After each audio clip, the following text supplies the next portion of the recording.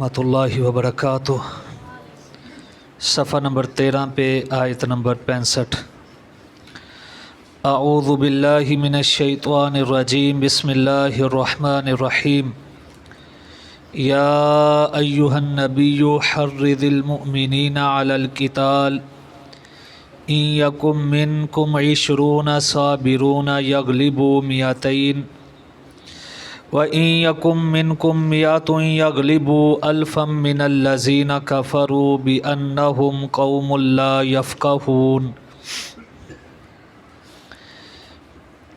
اے نبی صلی اللہ علیہ وآلہ وسلم، ایمان والوں کو قتال پر ابھاریے۔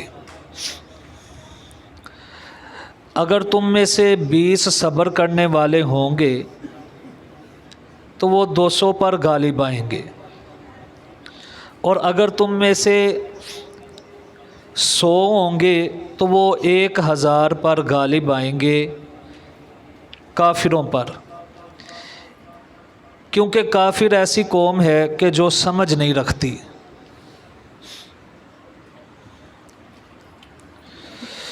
اللہ اپنے پیارے نبی جناب محمد الرسول اللہ صلی اللہ علیہ وآلہ وسلم کو حکم دے رہے ہیں کہ اے میرے نبی، ایمان والوں کو جہاد کی ترغیب دیجیے، اور ترغیب اس قدر زیادہ دینی ہے کہ وہ جہاد کی طرف رکھنے لگ پڑیں، قتال پر اپنے نفسوں کو ابھار لیں۔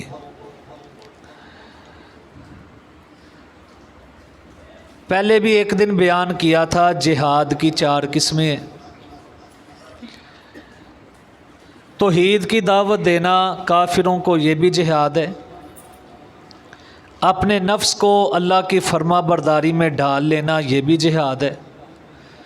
جابر حکمران کے سامنے کلمہ حق کہنا، یہ بھی جہاد ہے۔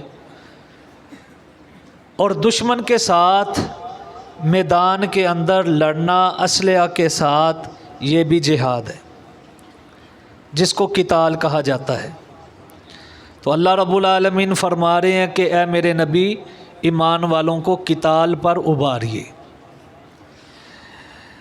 جنگ بدر کے موقع پر رحمت کائنات صلی اللہ علیہ وآلہ وسلم صفیں سیدھی کروا رہے، تو آپ نے فرمایا جنت کی تیاری کرو جس کی چورائی زمین و آسمان کی طرح ہے۔ تو ایک شخص کہنے لگا، اللہ کے نبی، واہ واہ، کیا ایسے ہی ہے؟ اللہ کے نبی نے فرمایا جی۔ آپ نے فرمایا تو نے ایسے کیوں کہا ہے؟ کہنے لگا میں جنت کی امید رکھتا ہوں۔ تو رحمت کائنات صلی اللہ علیہ وآلہ وسلم نے ارشاد فرمایا، جا بھائی تو جنتی ہے۔ آپ نے پیشین گوئی کر دی۔ اب وہ شخص اتنا خوش ہوتا ہے، اٹھتا ہے اور اپنی تلوار کی میان توڑ دیتا ہے۔ میان کہتے ہیں جس کے اندر تلوار رکھتے ہیں۔ اس نے کہا اب میں نے لڑنا ہی ہے، اب میں نے اپنی تلوار کو میان کے اندر نہیں ڈالنا۔ ایک جگہ پر بیٹھتے ہیں، اپنی کھجوریں کھانا شروع کر دیتے ہیں، اور کہتے ہیں اب تو میں اتنی دیر بھی جنت کا انتظار نہیں کر سکتا جتنی دیر کھجوریں کھانے میں لگے گی۔ کھجوروں کو ادھر ہی پھینکا اور تلوار لے کے دشمن کی صفوں میں گھس گئے۔ دشمنوں کو مار رہے ہیں، اللہ کے دشمنوں کو مار رہے ہیں، قتل کر رہے ہیں، یہاں تک کہ خود جام شہادت نوش کر گئے۔ اور شہید ایسا خوش نصیب ہے جب اس کا خون کا قطرہ زمین پر گرتا ہے، اللہ پہلے ہی اس کے گناہ معاف کر کے جنت کا داخلہ دے دیتے۔ تو اللہ نے اس بندے کو جنت عطا کر دی۔ آپ نے فرمایا لوگوں، جنت جو ہے وہ تلواروں کے سائے کے نیچے ہے۔ اب اس کا یہ مطلب نہیں کہ ہم اپنے ملک میں جہاد کرنا شروع کر دیں اور اپنے مسلمان بھائیوں کو مارنا ہی شروع کر دیں۔ مسلمان پہ تلوار چلانا تو دور کی بات ہے، تلوار اٹھانا، اسلحہ اٹھانا، یہ بھی دائرہ اسلام سے بندے کو خارج کر دیتا ہے۔ فرمایا من حمل علینا السلاح فلیس منا، जो हम पर असला उठाता है, यानी कि मुसलमानों पर असलहा उठाता है, ऐसा बंदा उसका मुहम्मदुर रसूलुल्लाह सल्लल्लाहु अलैहि वसल्लम और मेरी जमात से कोई ताल्लुक़ नहीं है। तो मुसलमान पे तलवार नहीं उठा सकता, काफिरों से लड़े और वो भी हाकिम की इजाज़त के साथ। प्राइवेट जिहाद की दीन इस्लाम में कोई गुंजाइश नहीं कि बंदा एक जत्था बनाए, एक गिरोह बनाए और उसके साथ लड़ना शुरू कर दे। नहीं, हाकिम वक़्त की इजाज़त के साथ सरकारी तौर पर, जैसा कि हमारी फ़ौज है, हम भी जिहाद में शामिल होते हैं जब ये किसी से लड़ते हैं, क्योंकि हमारा पैसा जो टैक्स की सूरत में जाता है इनके पास, उसके साथ ये साजो सामान ख़रीदते हैं, तो हमारा हिस्सा भी इसके अंदर पड़ रहा है। अगर ये कहीं पे जाके लड़ते हैं तो हमारा हिस्सा इनमें है, क्योंकि हम टैक्स दे रहे हैं इनको। तो फ़ौज जब हो, फ़ौज की मौजूदगी के अंदर बंदा प्राइवेट जिहाद नहीं कर सकता, हाकिम वक़्त की इजाज़त के साथ। अब ये देखें, कहीं ये उठते हैं और उठकर कहते हैं फ़लाँ बंदा काफिर है, फ़लाँ बंदा काफिर है, खुद ही काफिर के फतवे लगाते हैं और ख़ुद ही उनको कत्ल कर देते हैं।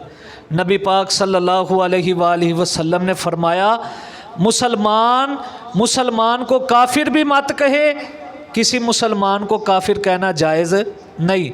और तलवार उठाना तो वैसे ही अल्लाह के नबी ने फरमाया उसका हमारे साथ ताल्लुक़ ही नहीं। और ये खारजी ज़हन है कि जो मुसलमानों को काफिर कहता है और फिर उसके ख़िलाफ़ लड़ता है।